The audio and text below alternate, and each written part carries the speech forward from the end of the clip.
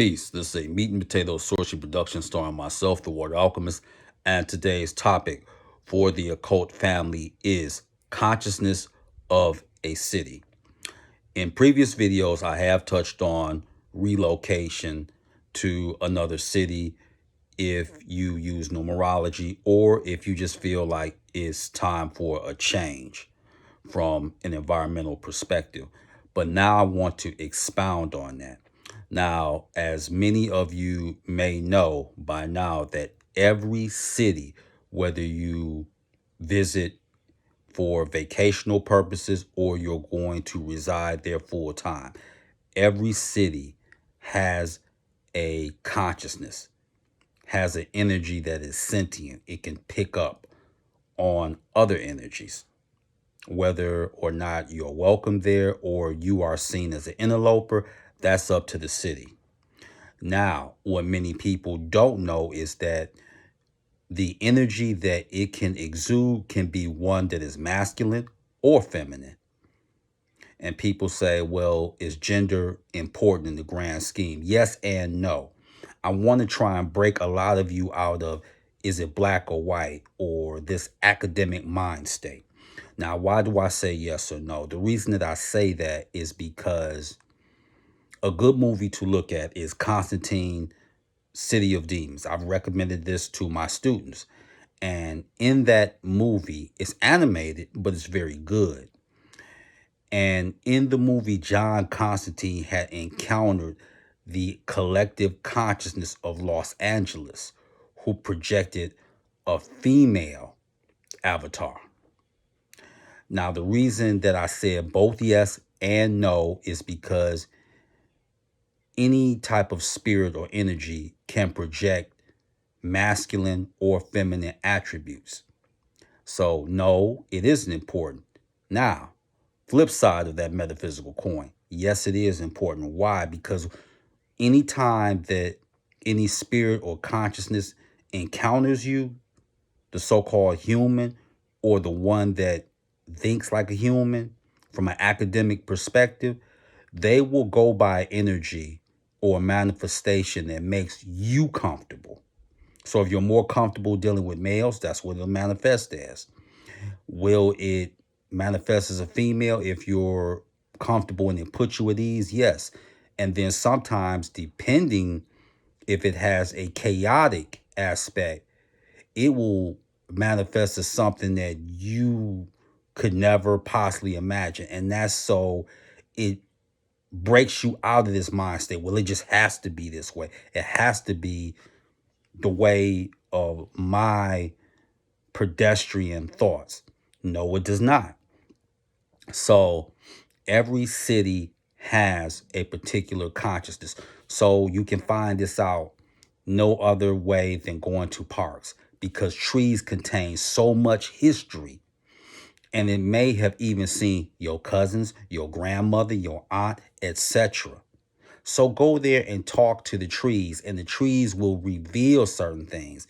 And remember the wars between the so-called indigenous people and the colonizers, and how things have changed in one aspect, but another they haven't, because Detroit is a French term. It means the river.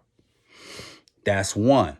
New York had indigenous people as well, but that's not important. All immigrants that came there.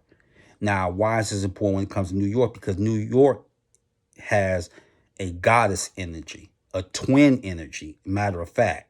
And New York had communicated as such. Jersey can be masculine. Oakland is masculine. Mississippi is feminine. Atlanta, feminine. So you're going to have feminine and masculine. Michigan is masculine. But the city Detroit, also masculine, but has a French derivative. So one thing about any collective consciousness, they'll welcome you and they'll also let you know. Now, how will it know by you? They don't get caught up on dress. Remember, it's an energetic current. So what the city's consciousness will do, they will go back through your Akashic records, your bloodline, how you talk, how you really are, not what you masquerade to be because you got on Timberlands or you wearing some clean forces. That's inconsequential to the consciousness and who you really are, especially if you're dealing with magic. Because one thing about any spirit, they will always leave a residue on you, whether you work with Lucifer, whether you work with Michael, whether you work with Eshu, Oya, doesn't matter. Any spirit will leave its fingerprints on you.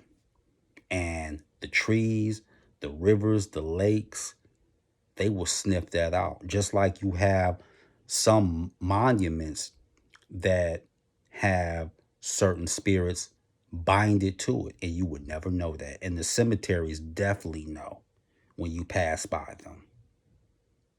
So just like you do your research, cities do their research on you as well. And now you have artificial intelligence trying to manipulate nature because nature is becoming more and more unpredictable. And if you're going to be a successful practitioner of the arts, you can't always be so predictable. Nature teaches that. You're going to have to step outside your comfort zone. So nature or the consciousness of any city, they do their research too. And they do their research just by going within you. So that's something that you need to think about. And artificial intelligence is trying to manipulate that. But they're doing it for all the wrong reasons. You don't believe me? Look up conscious cities, Google that. And you'll see how artificial intelligence is trying to step into the fray and do what the consciousness of any city has been doing for thousands of years prior to whether you married into a family, whether an aunt or uncle died, whether they received land, lost the land. That's why do you think that they're really stepping up the game? Because they know more people now are wanting to go to the Midwest or go down south. This isn't by accident. They don't care about you. So think of that. So watch that movie if you can. And then when you go there, just ingratiate yourself, not only to that city, but allow that city, instead of them just doing it vicariously, allow that city to go into you. And then I'm going to give you something else that people don't talk about. Sometimes deceased relatives or spirits, they will lead you to the city that they know matches energy for energy and where you will be successful for. They'll lead you back that. Sometimes you be like, wow, why do I want to go to this particular city? Why do I want to do this? Why do I want to do that? Sometimes the city is in concert with a deceased relative or loved one or even spouse. So with that, that is your meat and potatoes sorcery for the day. I'm the Water Alchemist. Be water, my friends. Peace.